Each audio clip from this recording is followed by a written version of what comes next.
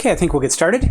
So today, in the second lecture of our mini course on the Dirichlet series, we're going to look at the Dirichlet series itself, and particularly look at the example of a product of Dirichlet series, and then we're going to connect this to this idea of zeta function renormalization, or regularization, sorry, and that comes up in quantum field theory a lot. There are quantum field theory and quantum electrodynamics were plagued with a variety of different types of divergent series, and one of the approaches was to do a process called zeta function regularization. So we'll see how that works here in some simple examples. Okay, so we know a Dirichlet series is kind of a glorified zeta function. It's the 1 over s, and then with some kind of function of the coefficients here, the Dirichlet coefficients. Well, what if we want a product of this? So let's look at the product of a Dirichlet series. We'll write this as a sum, and this as its sum format. You might be tempted here to use the product, the Euler product version, but this actually works. This actually works out. So we multiply this out, and we will get this double sum of these multiplied terms. So these are all the possible cross terms and self terms in the, well, I guess there isn't self terms here. They're distinct series. So we're not squaring the series, distinct series. So then we say, so ideally we want to write this then as a new Dirichlet series. So the product of two Dirichlet series should give us another Dirichlet series. And it is the case such that, or if C is of this form, where this fancy summation here, M dash or MK, what we're talking about here are the divisors of, let's say some number n is, let's see, do I want M, is K times M here. So we ran into this this idea last lecture, and that's what's coming up here now. So let's look at an example. I think is best to see how this works out. So let's say we want to take this is just the zeta function itself. So here the a's are all 1s. So that's kind of nice here. And then here's another Dirichlet series. This actually happens to be the logarithmic derivative, which we worked out last time. But let's just leave it like this for now. And we want to show that this is true. Okay, we don't know that yet, but we want to show that that's true. Now, rather than, because we're not trying to have the highest level of rigor here by any means, let's just look at an example where we look at, say, the n equals 10 term. I think you'll get the idea of how this works out. And then you can kind of think about it for, you could try a couple of other values of n and see if it works out for that as well. So we write down the divisors in their multiplicative pairs. So the divisors of n are 1, 2, 5, and 10. So there's 4 divisors. And the 1 is paired with the 10, because 1 times 10 is 10. 10 times 1 is 10. And then we have 2 times 5 and 5 times 2. So k could take on the value of 1, and m come in this series, and then m is 10. That'll give us the 10th one here. Likewise, 5 and 2. And so I think you can see, hopefully you can see that any number sitting here would be coming in as the sum of all of its divisors. And that's what this is trying to mean here. Now, let's just watch this work for this case. So we're trying to show that the C's, where are we showing? Yeah, the C's are log n. Okay, that seems quite unintuitive, although we do know that this guy carries the log. So maybe, but it's logs of primes, and this is every number, so not just the primes. Okay, so what do we do here? We're going to take k equals 1 and the m equals 10 term. So k, the a's are always 1, so that's just going to be 1 times the b's. Well, this is going to be big lambda 10, right? The Marengold function 10. And then this is going to be 1 always, because k is 2 now, and then m is 5, so that'd be the Marigold function of 5, and then 1 and 2, 1 and 1. Well, what is the Marigold function? Well, it says that this will be 0.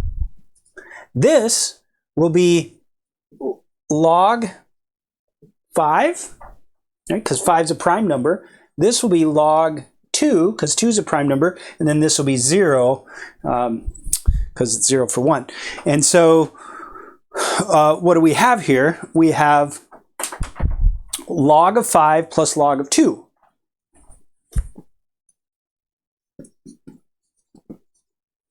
And then we use properties of logs, and lo and behold, we get log of 10, right, which would be the nth value there. And so go ahead and try to think about that generally, but you can practice that with a few more examples. Okay, well, what did we just learn here with this particular example? This is kind of a nice way to get a new series, because here we have the zeta function itself, and then we have the logarithmic derivative of the zeta function. So we could cancel these, right? And then we have an expression just for the derivative itself. Sorry to interrupt. I had an error here. This function is minus the logarithmic derivative. So this all was okay. Then this will cancel. And so this implies then that the derivative of the zeta function is minus some log n over n to the s. So I had a missing minus sign there.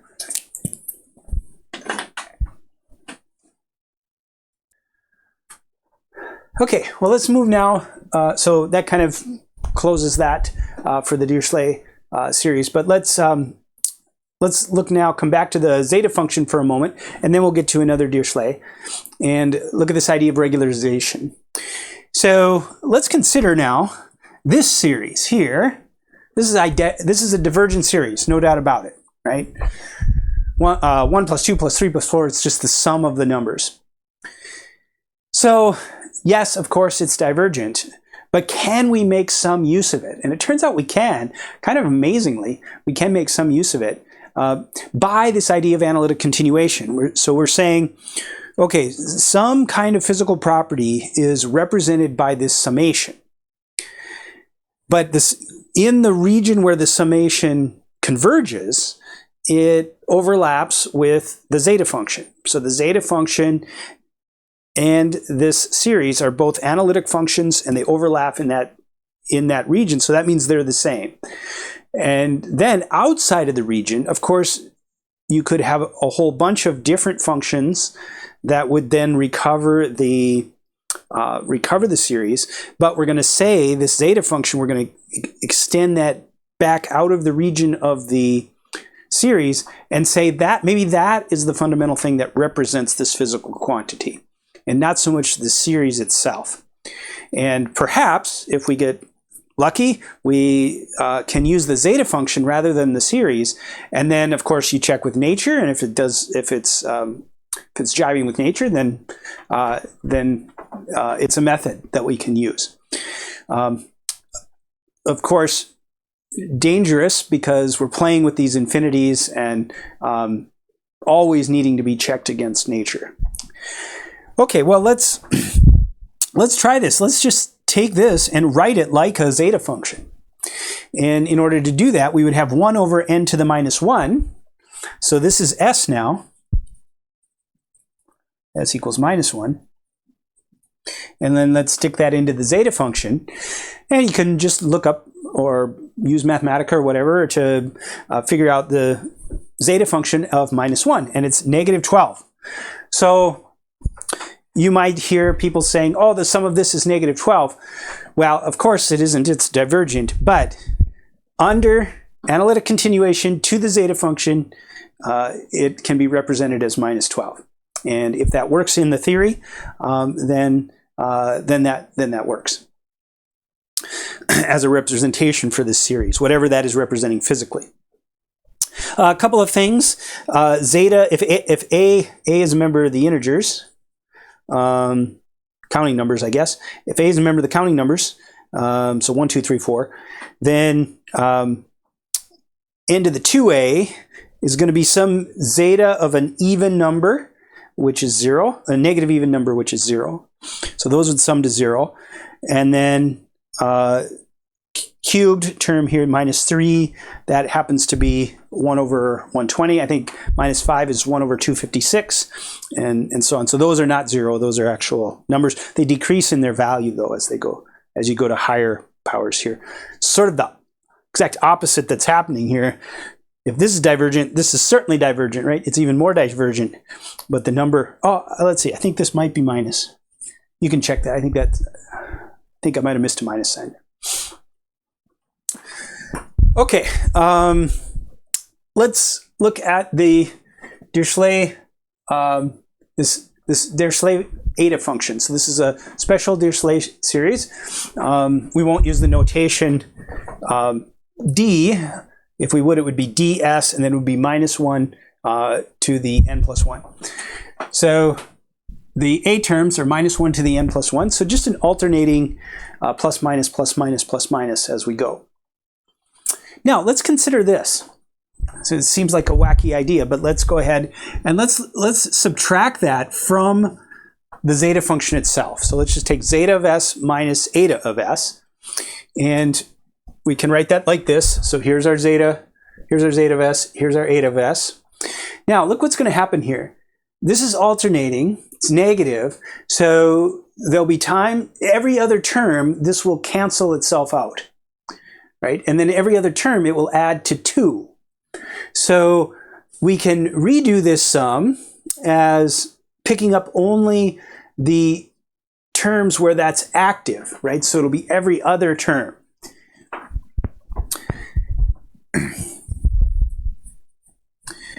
So in a sense, the dummy index n here, I shifted a bit. It's not really the same n as up here. So hopefully you can see that every other term will be 0, and then every other term will be 2 over ns. But if we want, we can rewrite that sum then as n equals 1 to infinity. So every n term now, and 2s. So if you're still having trouble seeing that, just write out a few terms. I think you'll see that. Write out a few terms up here and then show that that will be equal to that. Well, the 2's, this is 2, this is 2 to the s, so that can get pulled out here. And then we have what remains is just the zeta function again. So zeta minus eta is 2 to the minus s zeta. So then we can do some algebra, solve for eta, and we get a formula for eta in terms of zeta. Okay. Well, let's do some regularization again with that. So let's consider the series S. I put these little scripts on it so it's not getting confused with the S of the zeta and the eta. And let's let it be this series. So this is just an alternating series 1, minus 1, 1, minus 1, 1, minus 1. And, what does that sum to, right? Could be 1, could be 0, you might think, could be minus 1. It is not a convergent series, right? Because every time you add a term, you are going up and down. So here you're 1, here you're 0, here you're 1 again, here you're 0. You might expect that a good number for that would be a half. That would kind of be the average of 1 and 0, 1 and 0, 1 and 0. And that is along the lines of these Cesaro sums, but we're not going to talk about that. We're going to use another method, and both of these methods will give that value of 1/2, which seems like a reasonable value for this. So let's define then S to be this, as we did. And now let's pick out the first term, right? So I'm going to write this out, and then in parentheses, I'm going to put around all the infinite number of terms. And this is where the strangeness of infinity comes in. We pull the term out, and yet the term in the parentheses is still s, right? Because of the infinity. And so this is s equals 1 minus s. So I bring my s over here. I get 2s equals 1, and then s equals 1/2. Okay. So there we get the sum equals 1/2. Let's try the regularization method using the eta, because we know eta is this alternating series. If, right, what would we have to do? We'd have to put a 0 in for s. Right? We put a 0 in for s, then n to the 0 is always 1, and we're just going to get this alternating series. So this is eta of 0. Well, what's eta of 0? It's 1 minus 2 to the 1, which is 2. So that'll be minus 1 times zeta of 0. Well, zeta of 0, you can look that up or use Mathematica or something. Zeta of 0 is minus 1/2. So minus 1 times minus 1/2 is 1/2. And so neatly, these two very different methods, both, illegal in a sense, but very different methods give a value of 1/2 for this series. So that's pretty interesting. All right, so this was a little bit on zeta function regularization, a little bit on the Dirichlet series, and so that's a good place to end for today's lecture.